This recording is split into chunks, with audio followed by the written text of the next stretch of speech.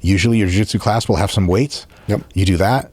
You get with a couple other cops 2 times a week to do some shooting drills, some running drills with gear. You're kind of squared away.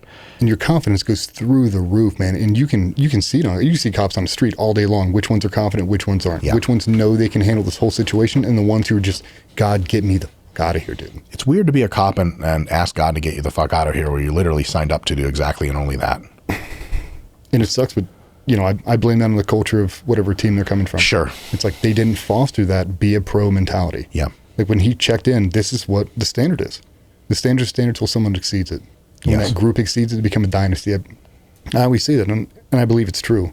If you set a team that has a certain reputation, a certain prereq to join that team, it makes you want to join that team. And then once you're a part of it, you just naturally adopt. You're like, Sure. well, this is the standard. The only place it's going is up from here. Sure. Let's keep going. So getting a couple of guys together from the department and doing this kind of stuff with them, probably pretty smart. Damn right, because then it grows. Yeah. Then 3 turns to 4, 4 turns to 10 really, really fast. You're like, didn't you see Brian and Josh? Like, dude, they've been hammering it lately. Yeah. Yeah, they're crushing us on a flat range. Like, let's go join them.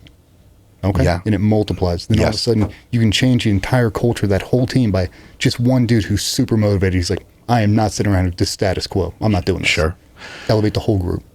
DJ, this is something where I just don't know anything about this. How much shooting training per week, as far as time, can get you competent, and keep you competent? That all depends, and I hate to say that. You know, like Dan Horner from Sig Sauer, we had a conversation. He goes, there's a very different progression for people that shoot over 10,000 rounds a year and people that shoot under 10,000 rounds a year. And I believe that to be true. If you're only able to shoot 250 rounds a year and you're not training on your own in some capacity, in my opinion, there is no progression for you that's going to matter. If you're not doing dry fire ad nauseum to make up the difference, and if your foundation isn't good enough to understand, every dry rep you do, you have a suboptimal grip. You're not actually finding the sights. You're making contact with the trigger way too late. You don't know where the wall is. You're not confident in reload procedures and slide lock malfunctions, all of this. You're basically just burning reps just to burn them. It's like, but if you can add that in, and let's say on Saturday, your active recovery day, you're going to wake up at 7 a.m., go to your local range, and you're going to shoot for 1 hour. If you did that every other week, you'd be exponentially better than everybody else on the force. That's it. And if you could just So we're not talking about like 4 days a week. You got to be there for an hour. That's not realistic. They got court, they got all Sure. this other shit they have to do, and I understand that. But a lot of guys, they want to find a hobby. And I tell those dudes, if you want to be a pro, it's probably not the time to learn how to golf. Yeah. That doesn't make you better at your job. And I get it's downtime, mental decompression, I get all that. But if I had the opportunity to train an hour on Saturday or go hit golf balls at a driving range, brother, I'm going to the range. Yeah, 100%. Like, if you're not going to the gym, you better be doing something for the optimal end state. Sure. Because you have to save people's lives. Sure. I'd say the flat range is more important than hitting golf balls. So 2 times a week for 30 minutes at a time, putting rounds on target is going to take most people and get them to a place where, with already basic firearm training, If you add in that in supplemental dry fire, like really understanding the weapons transitions and being comfortable, when that pistol comes in your hand, does it feel like a pistol should? If you pick it up and it feels like a 4x4, it feels foreign to you, you're never going to be able to perform with it. Yeah. So we select guns that base it off hand size. Line them all up, blindfold you, all the guns are clear, and say stop when you find a pistol. And they'll typically stop at like a 2011 platform, a Glock 17, a 320, something of a bigger frame. And when they put both hands on it, that's what I thought a pistol would feel like. Let's go shoot it. Yeah. And pick the one you shoot the best. And for a lot of these guys, they don't have that repetition. They don't have that mind-muscle connection with their firearm.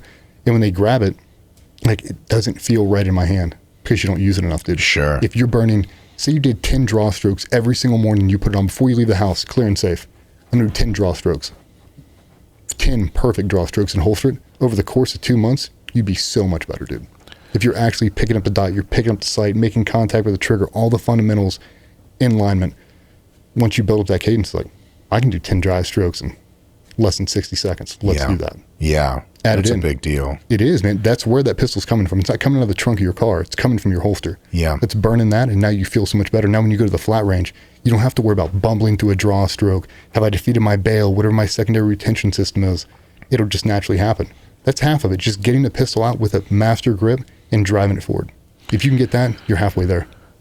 That's really good news. So far, here's like what a typical week could look like for a police officer that wants to do some extra to become really good in their spare time. 3 grappling sessions, just at a jiu-jitsu gym. Mm-hmm. You tell the instructor what you need, they'll hook you up. A lot of times you get your guys together. A lot of times the police department will help. Sometimes they won't.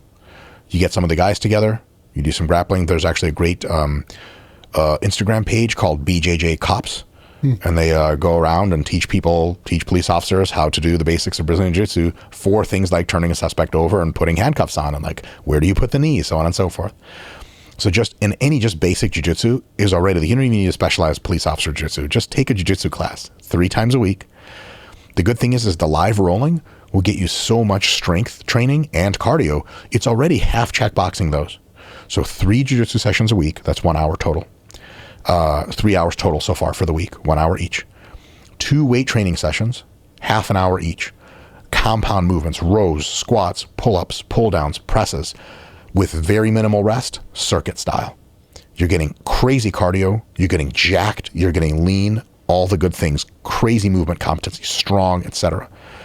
If that's just 30 to 45 minutes twice a week, you get crazy gains, and you have 30 to 15 to 30 minutes each one of those sessions, either before or after. Put on a weight vest and do some movement.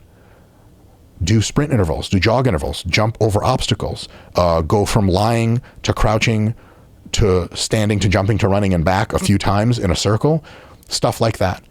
With a weight vest, maybe with your sidearm and everything, with your uniform on. Doesn't have to be, because you'll get used to that, no problem. You're already taking care of everything except for one thing, and that's shooting. And you basically said like morning practice and also maybe 2 sessions twice a week, half an hour each, or even 1 hour session a week at the range, putting down some serious gunfire. In my head, that adds up to a total of 6 hours per week. And it doesn't have to be every week. Most weeks you get like 3 or 4 total hours. Mm-hmm. Some weeks you get 7 or 8.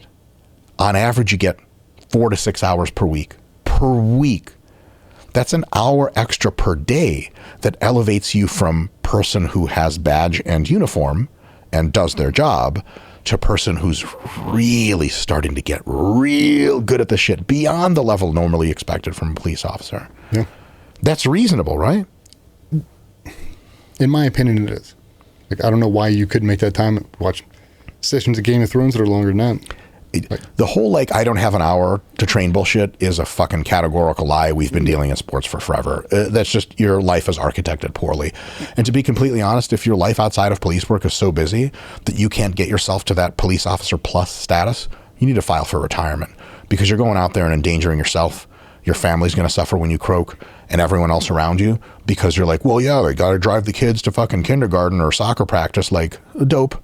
What do you do for your real job? Like, actually, my job is to confront people who want to kill me and those around them regularly. Like, oh, God. But you're too busy to train for that because, like, violin practice is at 5 and you got to drive the girls over. They're like, well, yeah, like, can you say that again with a straight face and make it make sense to me? Am I off my rocker here because I don't do tactical shit? Is this just... No. And, people get stuck into that. It's not going to happen to me. I was the same way. What? Yeah. Like, by what force of God will it not happen? You're literally the person who they send when everyone else is like, ooh, I don't want to. Like some guy with a knife yelling and stabbing a dumpster. They don't call me. They don't call you. They call the police. It's your job literally to go exactly to that guy. It won't happen to me. It's like, I can hope that it won't happen to me because I live in a nice neighborhood. I lock my doors when I'm in the hood, whatever the fuck, right? Maybe I'll hope. Now, I still prepare for no goddamn good reason because I'm an egotistical idiot, and, well, you have a whole history of preparing for something much more intense, so you're over-prepared. But, like, if that's your job, and you're predictably going into shitty situations, DJ, is there, like, a way you can steel man the idea of it won't happen to me? Or is it just as unreasonable as it sounds coming out of your mouth? Judging from the people I've had interactions with, it's of no fault of their own. They've never seen it. So just imagine you went to combat. We'll say you did 10 rotations to Iraq, and you've never seen anyone get hurt. You've never seen an IED happen. You've never hit one. No one's ever been shot. There's no Purple Hearts in your entire unit, and you're going out night after night after night. And every time you do, you're coming against nice Afghanis or Iraqis. No weapons, no IEDs, no S-vest, and you've done that for 9 years, over and over and over, and they keep telling you, eventually you lose motivation. You're like, I get it, dude. I get it. But